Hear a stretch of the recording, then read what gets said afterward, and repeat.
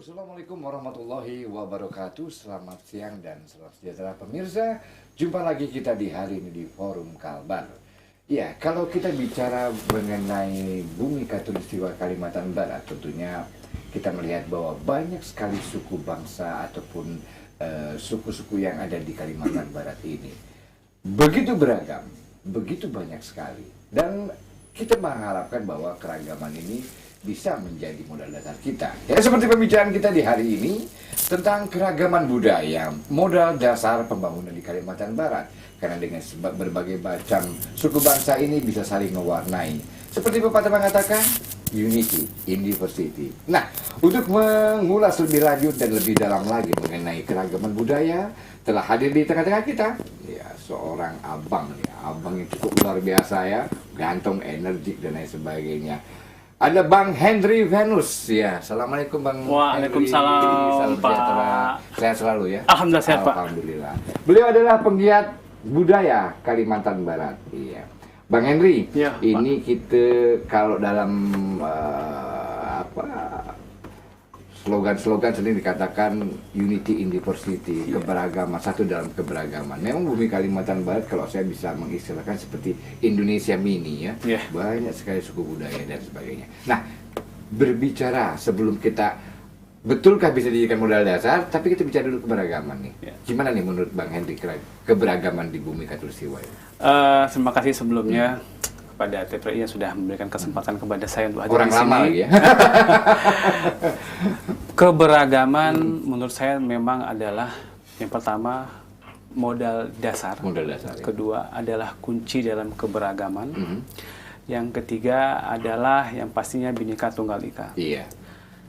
Keberagaman kalau kita tidak sama, tentunya kita juga akan susah untuk melakukan sesuatu hal itu bersama-sama, Pak. Iya. Artinya sekali lagi, kalau keberagaman itu sudah bisa kita laksanakan, bukan mustahil, semua kemajuan itu akan merata di berbagai sektor. Di berbagai sektor. Berbagai sektor. Kita ambil salah satu sektor kebudayaan dengan kearifan lokal. Kearifan Nah, lokal. misalkan nih, kita berbicara sedikit pada sektor bisnis dari kebudayaan.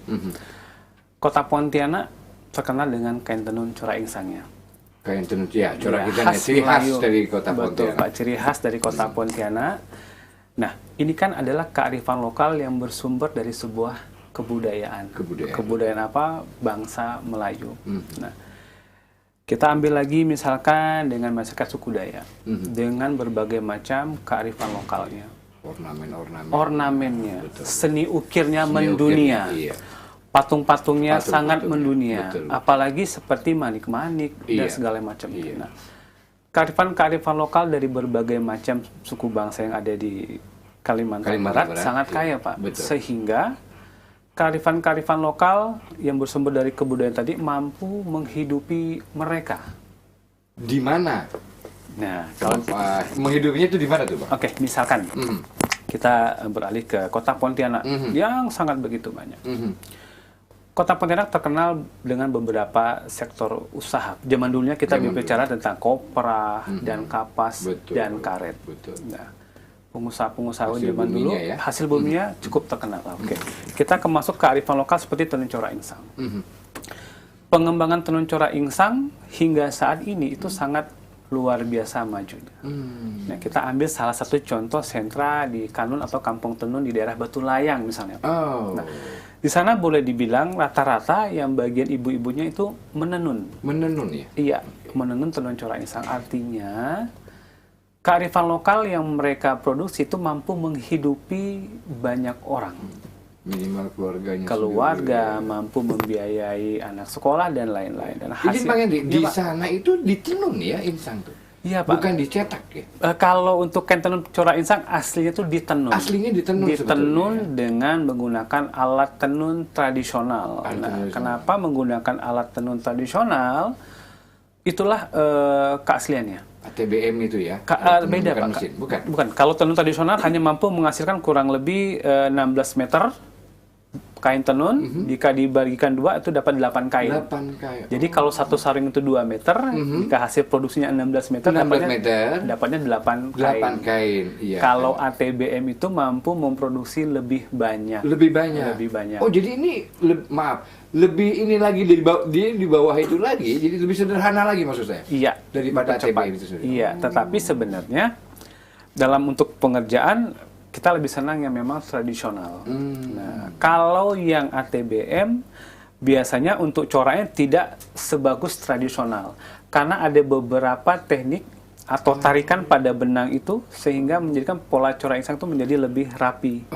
Makanya mohon maaf kalau kita lihat kain-kain produksi sekarang itu bentuk corak insangnya tidak serapi yang zaman dulu. Zaman dulu ya. Iya, patahannya masuk dari warnanya itu agak berbeda. Nah, itu salah satu kearifan lokal yang berbasis dari seni budaya tadi. Jadi Kampung Tenun yang di Batu Layang tadi masih menggunakan alat tenun tradisional. Dan memang kita harus mempertahankan itu. Betul. Jadi lebih original Originalitas. Sehingga kita tahu sendiri bahwa kemajuan zaman dan majunya modernisasi ini sangat menggerus yang namanya seni dan budaya. Kalau kita tidak mempertahankan sedari sekarang mungkin susah untuk kita melihatnya. Itu dia, Pak. Nah, beralih juga seperti kearifan lokal masyarakat suku Dayak. Ada manik-manik dari batunya, ada baju dari kulit kapuanya. Kayu. Oh, kalau kulit kayu namanya kapua. Oh. Kapua, betul Pak. Jadi memang kalau orang zaman dulu, jadi hal yang pernah saya pelajari dari almarhum Pak Halim juga. Oh, Pak Halim ya. Ya, sama dengan Ibu Maria juga, bahwa dalam setiap pakaian masyarakat suku Dayak itu berbeda-beda, menunjukkan strata. Ada seperti itu. Nah, seperti pada perisai masyarakat suku Dayak. Itu ya. Iya, dari setiap ornamen yang digambarkan itu menggambarkan arti. Nah, dari hal-hal yang seperti kita bayangkan ada tameng dengan ukiran yang khusus, ada mandau yang khusus. Nah, mungkin pada masyarakat sekarang berpikirnya sudah beda. Nah, jadi khasanah atau kearifan lokal tersebut dibuat lebih sederhana dan bisa diperuntukkan oleh banyak orang. Kalau biasanya digunakan dalam kegiatan tertentu, sekarang bisa digunakan secara umum. Secara umum, betul. Misalkan kalau mandau zaman dulu terbuat dari ini, coraknya ini, bahan baku seperti ini. Nah, kalau sekarang kan dipermudah, sehingga menjadikan suatu jenis usaha UMKM souvenir misalnya. Bahkan souvenir ya, itu tidak perlu tajam, yang penting mungkin dari timah aja begitu, tapi bentuknya sama. Iya, misalkan ini mandau dari mana? Misalkan kita, dari Dayak Kantuk misalnya. Ini perasaan dari mana? Oh, dari suku Dayak ini. Jadi kita tidak perlu jauh-jauh lagi untuk datang ke sana. Nah, jadi gerai-gerai souvenir ini sebenarnya adalah satu lini usaha yang bersumber dari kearifan lokal, yang bersumber dari kebudayaan itu tadi. Sehingga kebudayaan itu mampu menghidupi banyak orang. Banyak orang, ya. Apalagi untuk Dayak saja kalau tidak salah ada lebih dari 200 anak suku. Betul, ya. Pak. Di Kalimantan Barat saja itu ya, dengan aneka ragam. Dan itu dari sisi kebudayaan ya, dari sisi kerajinan bisa menjadi industri kreatif yang bisa menghidupi dan kemudian punya ciri khas. Artinya walaupun mungkin dalam tanda kutip ya, kalau mahal murah adalah relatif ya. Tetapi ada keunikannya itu sendiri ya. Iya, betul Pak. Andrew, ya. Biasanya mahal atau tidaknya terletak dari bahan baku yang digunakan dan prosesnya mungkin ya. Proses pengerjaan serta tingkat kesulitan. Tingkat kesulitan. Yang paling akhir ada finishing. Finishing. Apa tuh finishing? Nah, saya belum paham kalau yang penyempurnaan dalam bahasa Melayunya. Misalkan kalau misalkan dia keris. Dalam proses pembuatannya untuk menimbulkan pamor dia harus diwarang. Oh. Nah, kalau finishing itu maksudnya. Misalkan kita punya produksi kain tenun. Finishingnya seperti apa? Kita harus lihat dalam satu bentangan. Apakah gigi suri pada waktu kita menenun ada yang kosong, maka akhirnya tidak akan rapi. Finishingnya harus kita lihat. Kerapiannya, kalau ada benang yang keluar kita gunting sedikit, kita rapikan. Finishing produk itu sangat penting. Betul. Sehingga ketika orang mau membeli, dia melihat rapi, bahan bakunya bagus, harganya akan cukup baik, Pak. Oke, itu tadi dari sisi ini ya, Bang Henry, dari sisi ekonominya dan kemudian dari mungkin dari hasil-hasil itu. Kalau dari sisi yang lain, misalnya apa ya, misalnya budaya yang lain, kira-kira bisa juga dijadikan modal? Sangat bisa sekali, Pak. Misalkan kita bersyukur bahwa pemerintah Kota Pontianak ya sudah mulai banyak melakukan kegiatan-kegiatan festival seni dan budaya. Iya. Bahkan sebelum COVID pun kegiatan seni budaya sudah cukup banyak. Iya. Misalkan alhamdulillah pada beberapa waktu lalu kita mengadakan Jepit bersama, Zapin bersama di Taman Alun Kapuas atau Korem, dan juga mendapatkan rekor muri baju kurung dan teluk belanga terbanyak. Baju kurung dan teluk belanga terbanyak pesertanya. Wow. Dan juga pemakaian corak insang. Jadi kegiatan-kegiatan yang bersifat kebudayaan itu juga bisa mendatangkan prestasi seperti itu. Jadi bisa dibuat event-event hiburan ya untuk mendatangkan wisatawan. Iya. Betul. Karena kegiatan-kegiatan yang bersifat kedaerahan, kalau saya boleh berpendapat secara pribadi, mungkin di setiap daerah tidak sebanyak yang ada di Kota Pontianak. Kita bisa mengadakan misalkan Pemkot, misalkan arak-arakan pengantin, itu kan termasuk dari kegiatan Pemkot. Iya. Nah, yang bisa dilihat oleh masyarakat kota sendiri atau tamu-tamu dari luar, betul. Atau pawai keaneka beragaman yang pernah dilaksanakan, mohon maaf, di Gajah Mada di depan kantor. Oh iya, yang ditutup jalan pawai di situ ya. Bermacam-macam bagai masyarakat suku yang dari Kalbar, baik Melayu, Jawa juga masyarakat Cina, masyarakat suku Madura, Dayak, Bugis, semuanya bersatu, tidak ada lagi perbedaan. Jadi kegiatan-kegiatan yang bersifat kebudayaan diangkat dalam suatu proyek dengan tema yang baik, tentunya kan merangkul semua lini masyarakat suku yang ada, Pak. Betul. Bayangkan kita bisa melihat semuanya bertanja, ada yang memakai baju Dayak segala macam. Jadi memang indahnya keberagaman seperti itu, Pak. Saling mewarnai ya. Saling mewarnai. Dan dibuat sebuah event yang cukup. Kalau bisa dibuat event tahunan ya. Iya, Pak. Bukan hanya mungkin tadi Zapin mungkin sudah tahunan ya, Pak. Iya. Acara ulang tahun Kota Pontianak. Mungkin acara-acara yang lain juga bisa dijadikan sebagai itu ya. Insya Allah sebenarnya bisa, Pak. Banyak sekali. Misalkan kegiatan kuliner. Kuliner khusus masakan Melayu tempo dulu seperti apa sih? Iya. Cara penyajian. Kalau orang bilang ada beberapa kalimat yang pernah saya dengar, ada saprahan, ada makan behidang. Makan behidang? Saprahan. Kalau saprahan saya sudah tahu nih. Iya. Makan begitu. Makan behidang itu maksudnya gimana?